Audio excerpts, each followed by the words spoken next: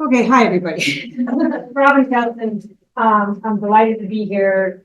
I used to wear a good seed company hat, and in collaboration with lots of other people, we started Crazy Seeds 9 years ago. So this has been going on 9 years.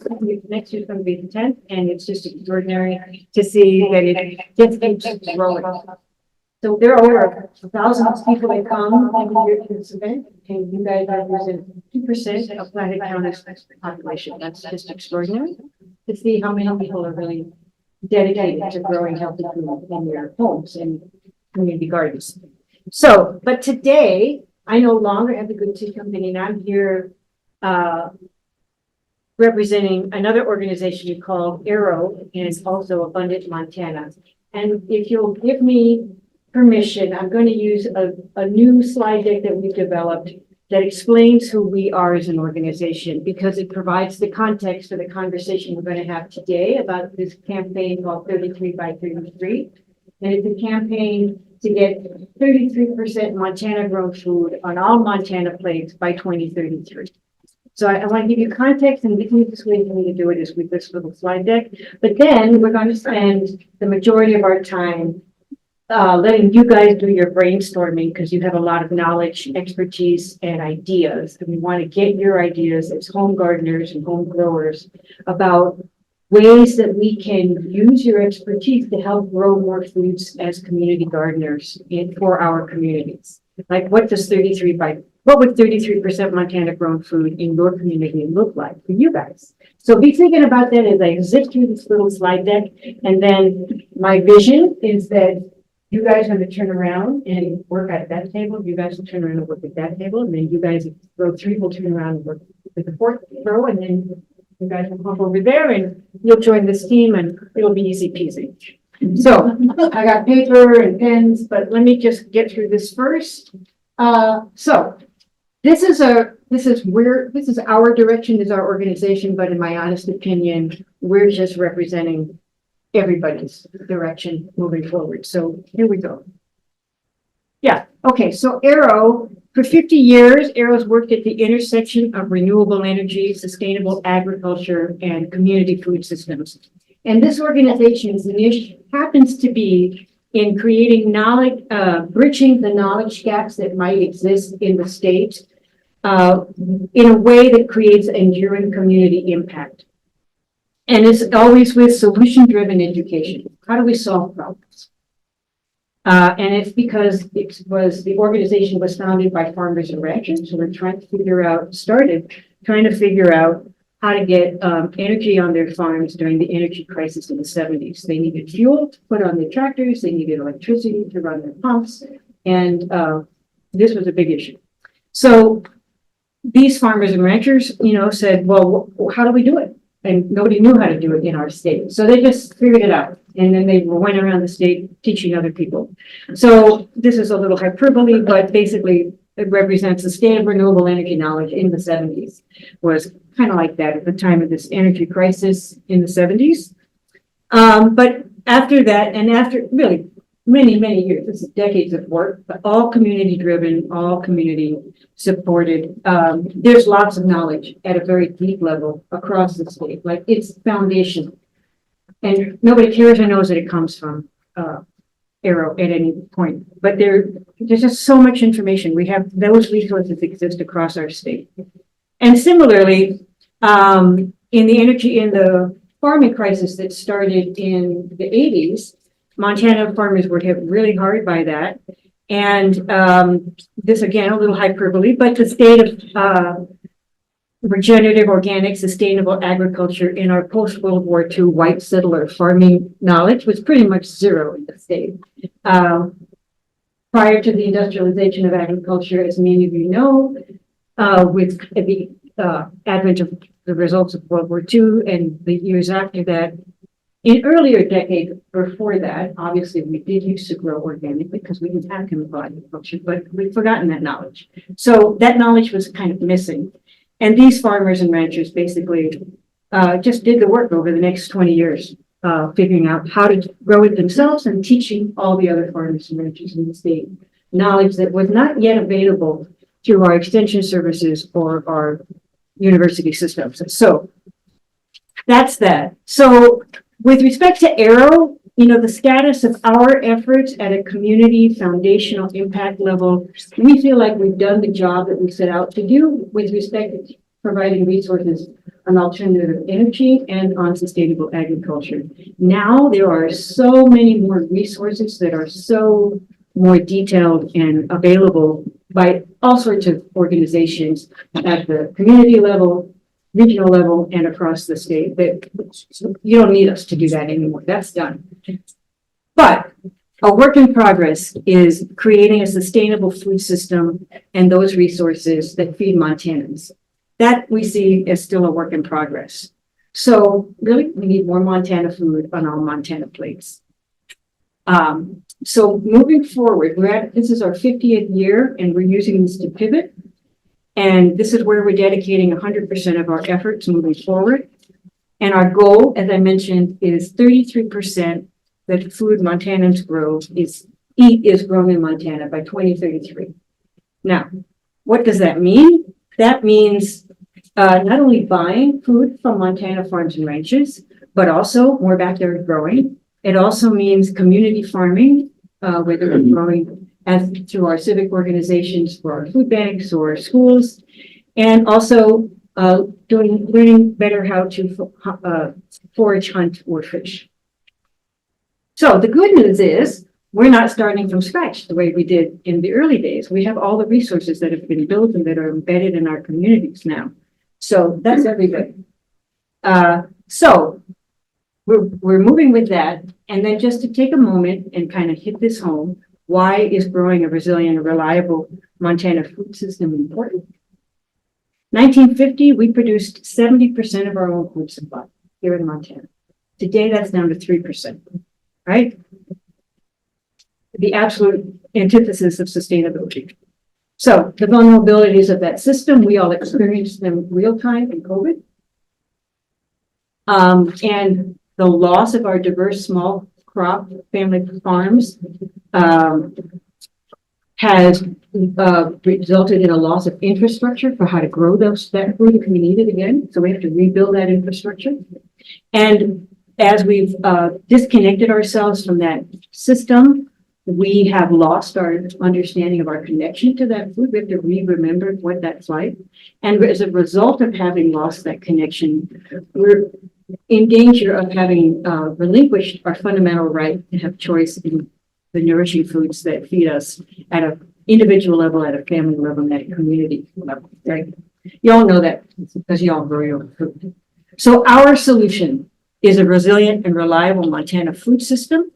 The objective is a new paradigm where all Montanans know their food and have the resources to be able to choose putting health-giving Montana-grown food on their plates because they understand the value of that choice for their own health, the health of their families, and the well-being of their communities, right? So we envision a resilient and reliable Montana food system where all Montanans can access and enjoy health-giving, Montana-grown, culturally relevant foods. So this is the last little bit about our organization, how we're doing our part to grow a resilient and reliable Montana food system for all Montanans. We focus on building consumer demand, building Montana market channels for Montana growers, and building community knowledge and networks. Somewhere along here. So we're building, let's see. Yeah, I don't know that I need to go through. One of the ways we do this is through we have a multimedia channel. We have a newsletter that goes out, lots of social media. We put out an annual magazine. We have interactive food and farming maps with over 1,100 listings of local food resources across the state. Check it out if you don't already know about it. We do a lot of work doing business-to-business connections to help connect Montana food and farming businesses with buyers who want to buy at the retail and wholesale level. And we are building community knowledge and networks every way we can. So we have a lot of programs managing that, but our goal is to support communities in designing their own systems that work for them, and every community is different. But the reason we're doing that is because strong, secure communities are the heart of a resilient and reliable Montana food system. So we're talking about this community here today. So, oh yeah, one more thing. Small thing. So in this fall, we invited over 100 stakeholders from across the state. These are organizations and agencies that touch food in Montana at some level. And we invited them to 2 meetings, both in Helena and in Great Falls, to explore how we could do a collaborative solution together. And right now we have over 39 organizations that have signed on to create an alliance for a 33 by 33 campaign across the state. So that's the context.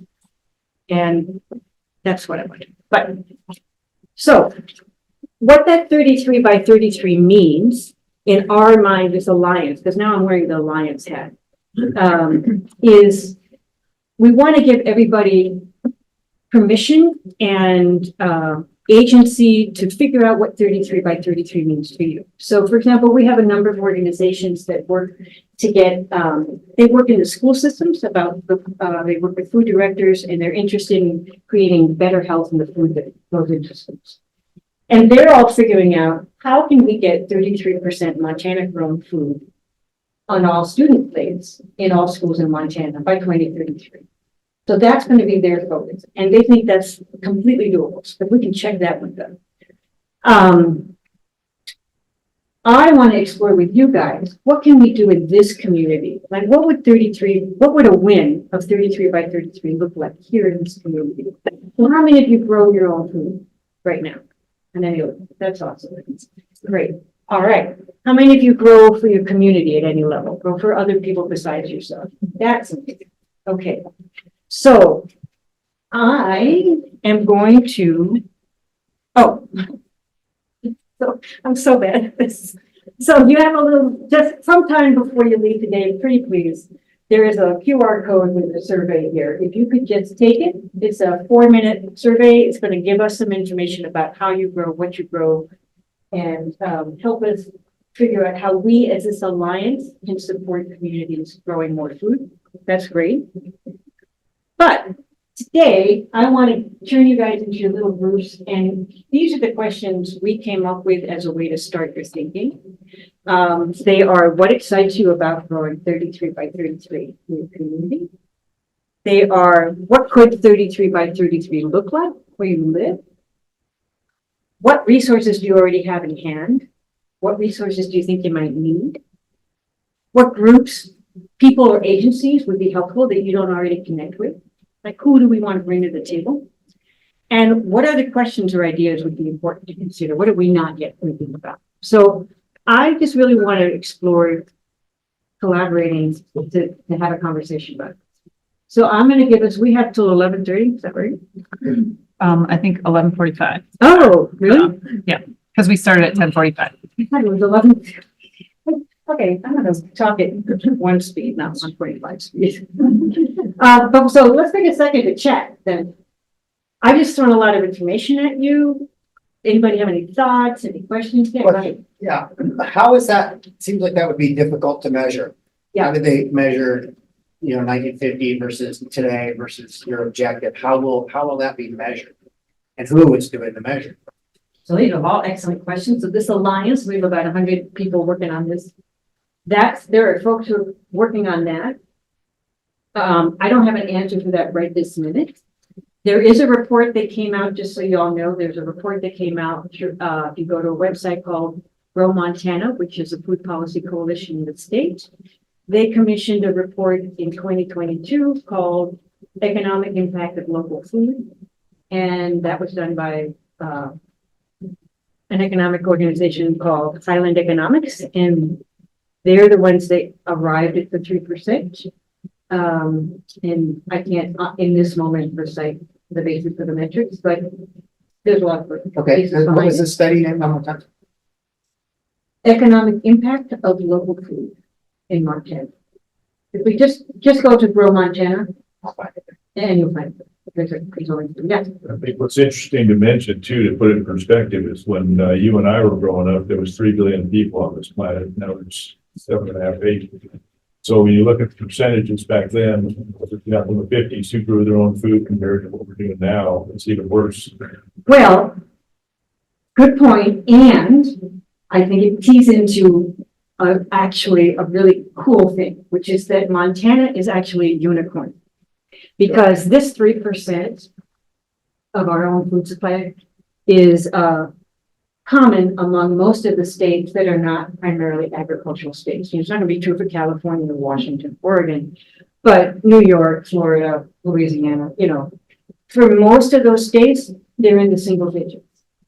But Montana, unlike most every other state, is one, first of all, well, anyways, is two things. One, we have a lot of land. That is not true for other states. And we have a small population. That's not true for other states. We have the same population as Rhode Island, 1.1 million people.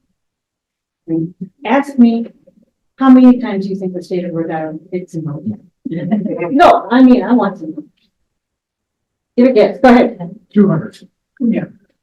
Okay, well, 121 times. My point, anyways, go ahead, sir. Yeah, back in the fifties and sixties, Montana had a vegetable breeding program based out of Bozeman. Yeah, The beef around the early Gallatin, which I think is still in use in some places, was developed there. And we had a pea cannery factory in Red Lodge. That's right. You could buy Red Lodge peas in most of the stores. Yep. We had a research orchard down in Bolson, which was given up. So there's no fruit tree research really being done around here anymore, except for people that are doing it on their own. So things have changed a lot. The other thing that's changed is around here in this valley, most of the soils only have about 2.5% organic matter. Part of the problem is hardly anybody has animals anymore. Yeah. So there's no manure going back out in the fields. Meanwhile, down in southern Idaho, the few cows we got, we sent them down there to get them fattened up. There's 150,000 cows down there just outside of, I think it's Pocatello. 150,000 cows. I don't know what they do with all the manure down there. We need it up here. Why do we just ship cows down there to have them fattened up down there?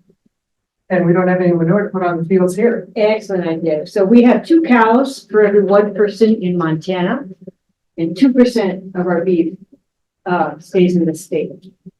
So we just, it comes back eventually from Nebraska and Texas, but yeah. And one last thing is we used to be, to your point, sir, we used to be Flathead Valley, used to be a net exporter of vegetables. So the knowledge, the resources, the natural resources are here. The infrastructure needs to be rebuilt. Yes, ma'am. Yep, can you describe the plan on how they're gonna get homegrown Montana food into the school system? I don't have that You don't have that figured out. information at They all? don't have that figured out. yet. Oh, They're just yes, I thought you said that it's they a kind of checked commitment. it off as a. over the next 10 years. Uh-huh. Montana Farm to School and Montana Team Nutrition are part of this initiative. So they are thinking from a statewide level, how do we get more Montana food in Montana schools? Farm to School, which exists in some school districts, actually only, we run as Land to Hand. I work for Land to Hand. We run a farm to school program in Columbia Falls and get local food into the schools. But really, and farm to school programs all over the state do that, but we don't have enough of that. So working with Team Nutrition and Montana Farm to School, we're hoping, this is part of their goal too. So, but as Robin said earlier, we're in the very beginning stages of talking about how we're going to do all those pieces. The exciting thing is all the people that are in the room talking about it. And the more people that do, the better we'll be off in accomplishing this. Yes, ma'am. Yeah, One of the problems that the food banks have yeah. is they're not allowed to accept home canned items or home hunted and butchered Right. items. So anything that you have done home and canned and whatnot, you can't take to the food bank. Right. So a lot of that you have to either consume yourself or put back in the soil. Or share with friends and neighbors. And to your point, this is excellent. Thank you for bringing that up. So one of the great things about this idea of this alliance is that this is going to take work and effort on so many different levels. We have to rebuild the infrastructure that the gentleman was, at the back of them was talking about that we've lost. We have policies in place that don't actually make sense for being able to feed ourselves. So that's a legislative policy thing. So there are organizations that are really good at that, but they need the information in order to shift policy. We have to change the way people think about what the value of Montana grown food is. You know, we have to actually, there's lots of different work for lots of different people to do. And the Alliance is willing to do it and they need information. So your question and concern is a really valuable piece of information that will help us design an approach for shifting food production. Go ahead. Sorry. Do you work at the food bank?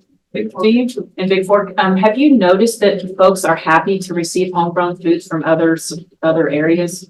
I mean, the reason I ask is because the Kalispell Food Bank a while ago, not recently, I don't think, were struggling with having folks pick up the homegrown foods because folks don't know how to cook it, you know, from scratch. Right. And so I was just wondering if you have, and that's a while ago, I haven't been involved for a while, and I didn't know if you've noticed a change in that. No, we accept the raw, Right. oh, a lot, and our customers love it. They In do. the summertime, in spring, summer, and fall, Okay. they love it. They, all the raw foods they can get, they love it. And in fact, they even create recipes and bring them in to share with other customers.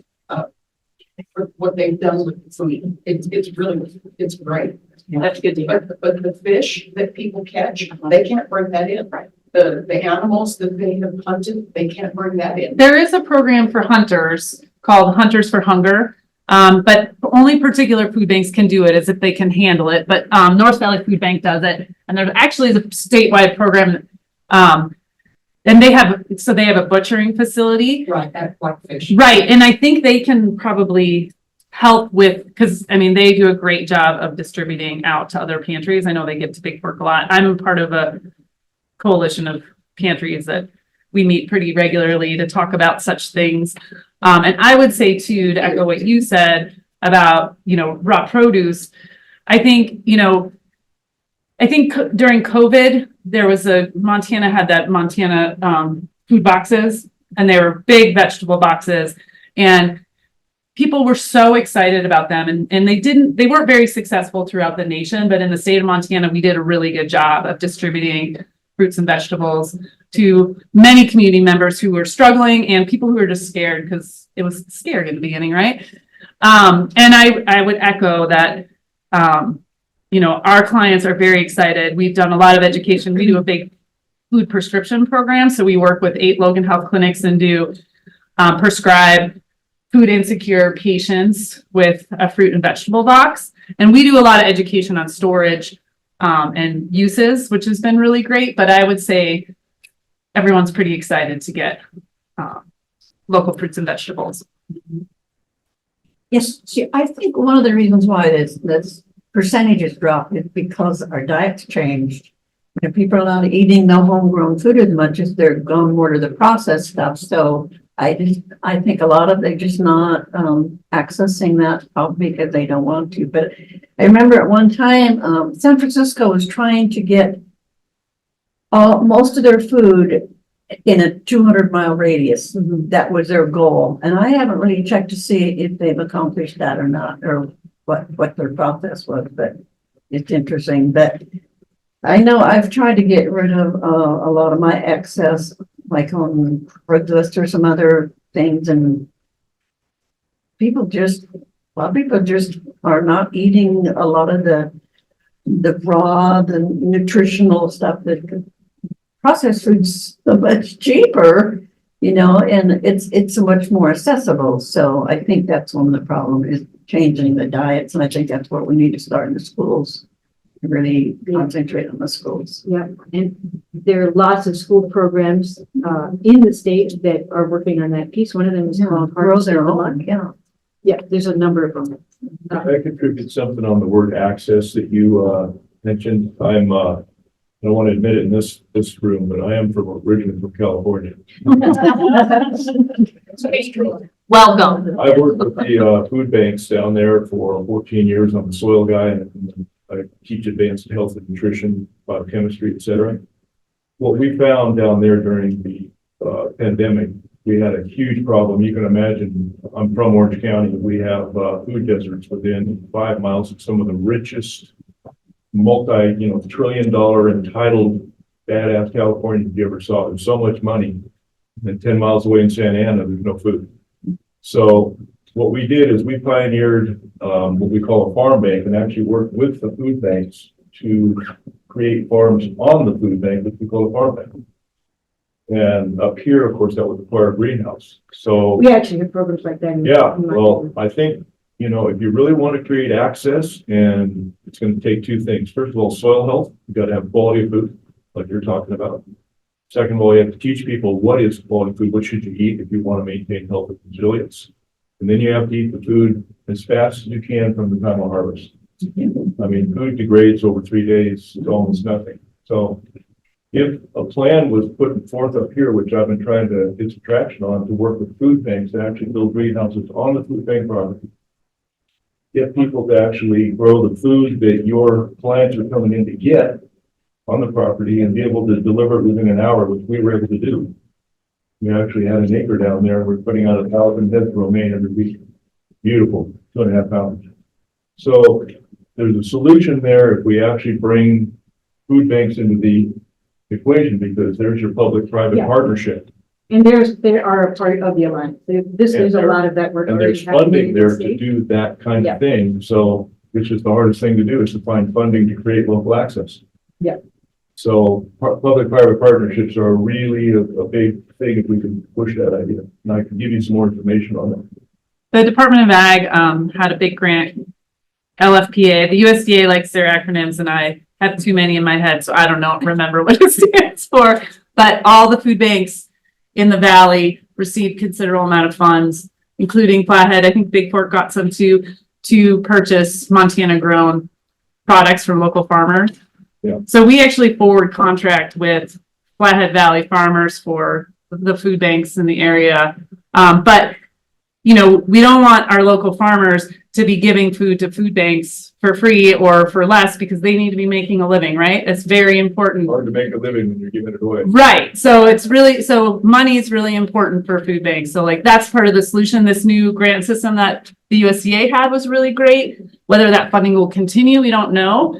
And so I think when we think about those possibilities, that's a piece of the puzzle that's pretty important. I cracked the code in California, and I'm happy to share the model. But That would be great. Yeah. We would love that. they're raising $1 million a month. And decided that during the pandemic, we couldn't get food either down there. Like I said, richest place in the world and no food coming in. And everybody, there was miles and miles of cars lining up, and a lot of them were Mercedes and Acuras, you name it. I mean, people were out of food. Can I bring, thank you, Eric, and can I bring the conversation Sure, back? sure. I mean, it's okay. We have a limited amount of time, and I really wanted to create a space for people with knowledge in the area to talk about what you might do here. Yes, go ahead, sir. One other thing that would help is, say if you have 5 acres. If you want that acres to be classified as agricultural, I think you gotta prove that you sold, what, $1,500 worth of stuff off that 5 acres Yeah. that year. And like if you're gonna put in raspberries, you don't get any credit the first year at all for putting those in. You're not gonna get much crop that first year. They give you no credit for that. And what's the magic about $1,500? If they drop that down to say $500, then a lot more people maybe can grow more things and then get credit for what they eat themselves. Yep, great point. Really, really great point. Why I want everybody to write them down on a piece of paper so they can remember them. I'm gonna write it down right now. So I'm gonna take a second here and say, I have a small attachment to my little plan of everybody getting to write, but that's just me. I want to check in with you guys. What do you want to do? What's the most effective way to continue this conversation in the next 15 minutes? 15, 20 minutes. Ideas, About thoughts? 20. I would take some question. Yeah, I'm not sure about the next steps here, but I just wanted to bring up something that I thought about, looking at the city of Whitefish. And the Whitefish, I'm not in the planning department, but they're working on growth policy plan looking 20 years into the future. Yeah. And right now they're asking people to provide input on what's your vision of that area 20 years into the future. Beautiful. And my vision of it is that all along that edge of the city are all these young people with small farms, all along the edges of the city, and some farmland, existing farmland being set aside for that. Because, you know, it's particularly being gobbled up, but setting some aside that could be used for locally grown food. And especially for, at least I know through my kids, that there's so many young people with a strong interest in this these days, but they don't have access to land. Right. So trying to, so that's part of my thought, is just as they're trying to work on that vision, you know, kind of connects to this, could connect to this vision. Right. Perfect. Great. Awesome. And the resources for the marketing resources and processing resources for that to be able to get into community and into markets. Yeah. Perfect. Somebody else had, yes. I have just a quick question. I guess there's three organizations right now, I guess we're talking about in the room: Building a Resilient Montana, Arrow, and Abundant Montana. And is anybody holding everything together? Because ultimately there's going to be a conversation with Kelson Super One. You know, what is 30% of what you've got inside these stores? Right. So it's got that conversation with Flathead Electric about dam breaching and resilience and energy and local energy. Right. So who is there? So Arrow and Abundant are one organization. Okay. Just so you know. And the 33 by 33, I'm calling it an alliance, is really comprised, it is an ever-growing alliance of organizations and agencies that touch food in Montana. And that alliance, I think, is the alliance that we're wanting to filter information through so that because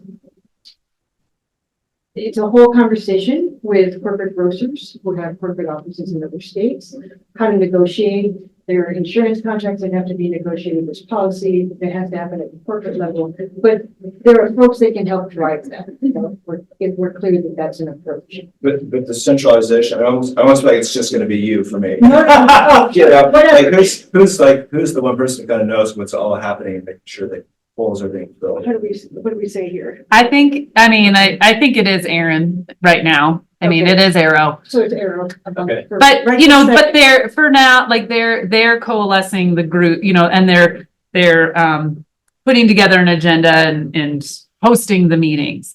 That may evolve as we go. We're in the beginning talking stages. But if you're interested in being a part of it, that's, I think, where you should start. Because I think it will evolve as we, you know, what's the, gentleman in the group he wants to bring grocers in. That was Patty Fleming? No. Sorry. But anyway, but what you're saying is right. It's like Arrow. thinking about all the different pieces, like grocers are super important piece of that. Schools are really important, like making sure we think about all those pieces. It's There's really a important. huge conversation around distribution because we're such a large state. We are a rural state. You know, we have our largest city is 100,000 people. It's in Philly. So it's actually more cost effective if you grow food on any level to scale. It's more cost effective for you to ship it out of state to San Francisco or in Chicago than it is to try to get it. You've got meat and you're growing in Nicaragua to get it to a market in Missouri. That is a tremendous effort, much easier to ship it to Chicago. So this effort to rebuild consumer demand and rebuild Montana markets is no small task.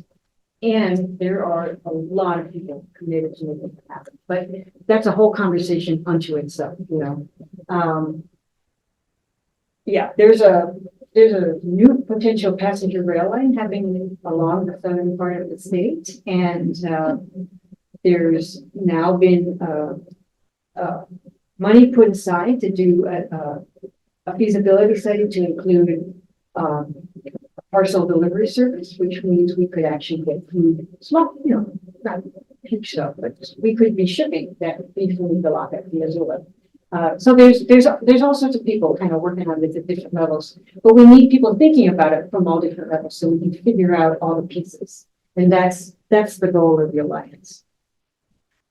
then What you- percentage of the schools in this state, if they were exclusively focusing on food grown here in our state, would provide towards the 33 and 33? What numbers of food going into it would provide towards that percentage? And on that same thought, why are we not taking kids out on the farms so they can see how we're producing their food? Okay, those are a couple questions. I'm gonna hit the first one with an example, and then I'm gonna pass it to this woman to answer the second, because the answer to the second one is we are through a number of programs. So understand that there are a lot of organizations that are working really hard on a lot of these questions, but we are trying to turn a really big boat around. Aircraft carrier. It takes 6 miles to stop an aircraft carrier. We're trying to move that forward, right? It's generational work. Yeah, I don't know what I said, but that's what I meant. But to your point about what will it take, I'm going to just give you an example in Big Sandy. So Big Sandy is a little town south of Haver. It's where John Tester's farm is. It's where a man named Bob Quinn's farm is, if you know anything about community. And it used to be a very vibrant, small, rural community. I think now they're down to like under 1,000 people, but they used to have over 1,000. And literally in the last year, a number of ranchers, because they're farmers and ranchers in that area, got together and said, you know what? This is crazy that we don't feed ourselves in our schools, in our food bank and our senior center. So these were all ranchers, and they figured out how many cows they had to cull and what they needed to do in order to provide processed beef, so already, butchered beef, to their school, to their food bank, to their senior center, and they have a disability center in this community. And they just said, we're just making it happen. So it's four ranchers, and they're just doing it. So they're providing all the beef to the school, all the beef to the food bank, all the beef to the senior center. So what does it take? On some level, that's all it takes. You know what I'm saying?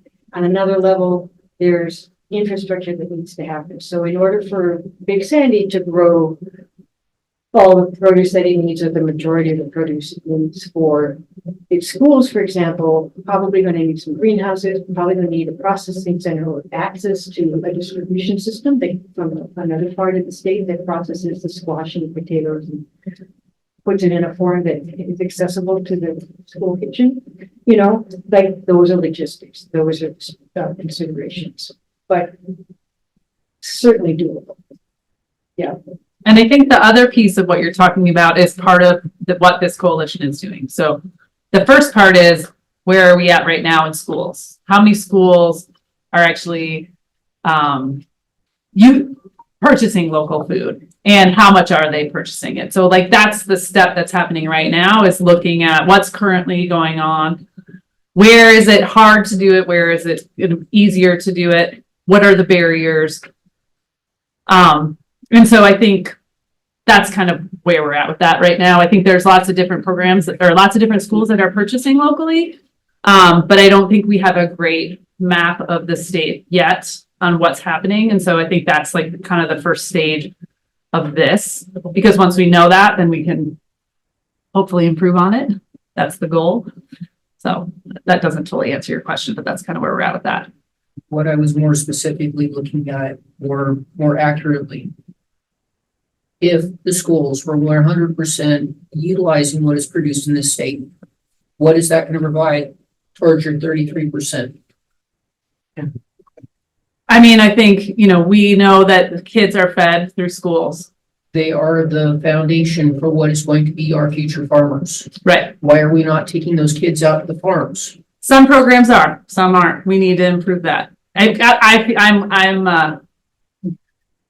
right behind you thinking about that, because it's really important to me. I'm pointedly driving this Yeah. point home because everywhere in history where we see that the children have no longer been incorporated into what is being produced, that industry goes to the wayside. It dies. If we don't have the children going out to the farms, learning how to grow cows, learning how to take and grow their crops, learning how to process the food, or even involved in distribution at the food centers, Right, then we are fighting an uphill battle. So We need to start paving the way with the children, learning how this is done. yep, absolutely. And one of the other things that I have seen function reasonably well, although nobody seems to be maintaining it on a large scale as part of the curriculum, is what happened to the community gardens in the schools? Yeah. Because they were doing that. Part of the issue is, and I'm just a small food producer, is that especially here in our valley, and I live in a really low, cold spot, but my season doesn't start until June 1st. Well, neither does mine. And so often my season ends the 1st of September. Well, when is school in service? And so that we have to have either summer programs or we have to have schools that are doing their own greenhouse type of things. I know Whitefish High School does. They- Greenhouse, that's what I was Exactly. thinking, but we could put in greenhouses at the schools and the kids have their own community garden. They maintain a community garden. It gives them, it makes them active in the community, for one thing. Conscientious is the problem, and learning agriculture in connection to their food. I mean, Bissell had a program for a little while, and they were actually providing Yeah. some of it back to the students. I homeschool my kids, and their entire life is agricultural, but you know, they're so moving to the city. But I put the garden in at Bissell. So, yeah, yeah, I think those are all things that are important to add to the list. Like those are the pieces that move the ball forward. Educating our youth in what it means to plant, grow, harvest, nurture is imperative. And that's we do farm to school program that all the kids in Columbia Falls get to be a part of. But that's not in every school, and it needs to be. I agree. it does, and plus it would actually cut their funding because they have fresh produce on the ground for. Where the bottleneck happens is this. Everything at the school I work at comes pre-processed, pre-packaged in plastic. Right, and that's what we're talking about. Because there's 4 people that feed 800 kids breakfast and lunch. Yes.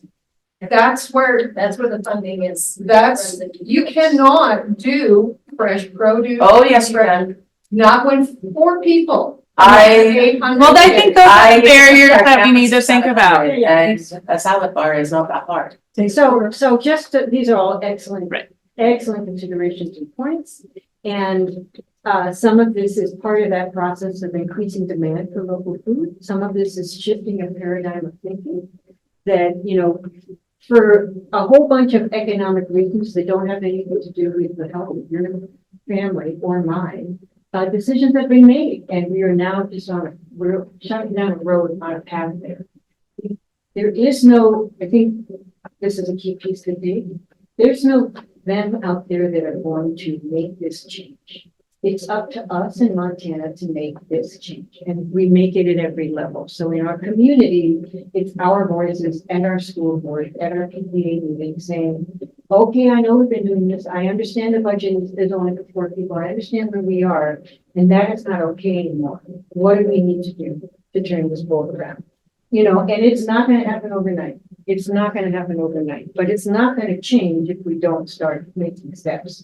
And there are folks, the wonderful thing is you're not starting with a place. There are a lot of resources. That's what the value of this alliance is. Places, organizations like Land Again.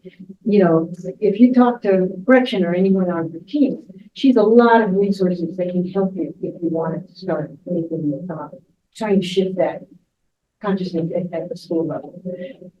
But this is what it's going to take. What I want to say is we are a unicorn. We're a small population, large state.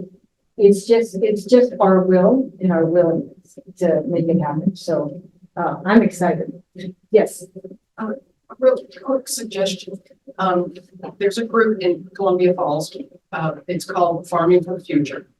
And she is constantly begging for volunteers to come out and help her with her huge garden. And every year she donates out thousands of pounds of produce and whatnot. If there's a possible way to get some kind of, pamphlet or something out there for all of these garden areas that need volunteers, get the word out to the parents. If you have kids that want to come out and learn how to work in the gardens, these groups need your help.